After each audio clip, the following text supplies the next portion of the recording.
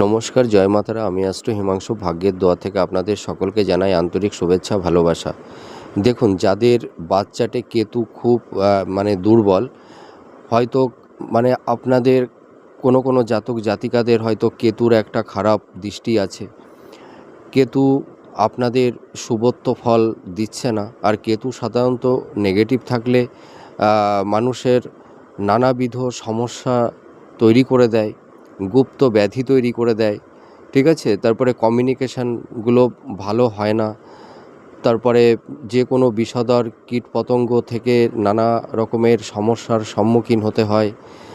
হ্যাঁ, উচ্চ স্থান থেকে অনেকের পতন হয়, পড়ে যায়, ঠিক আছে। আবার কেতু কিছু গুপ্ত শত্রু তৈরি করে দেয়। তা আপনারা যারা এই রকম সমস্যার মধ্যে আছেন, আপনারা কি করবেন? আপনারা এটি করবেন মোটামুটি বৃহস্পতিবারের দিনে। কি করবেন? 3টি বেলপাতা নেবেন।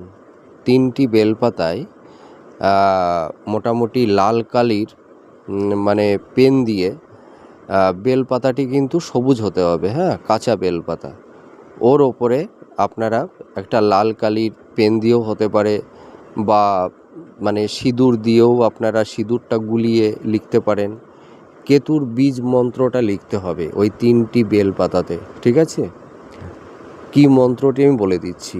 ওং শ্রাং শ্রীং শ্রীং সঃ কেতবে নমঃ।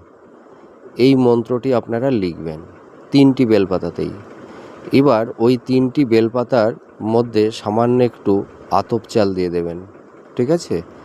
আর কি করবেন? সামান্য একটু কর্পূর দিয়ে দেবেন, আর ওর মধ্যে সামান্য একটু ঘি দিয়ে দেবেন। এবার দিয়ে দেওয়া হয়ে গেল। এবার 3টি বেলপাতাকে মুড়িয়ে নেবেন। মুড়িয়ে নিয়ে কি করবেন? ওই বেলপাতা মুড়িয়ে নিয়ে আপনারা সন্ধ্যার দিকে ওই বেলপাতাটিকে পুড়িয়ে দেবেন, ঠিক আছে।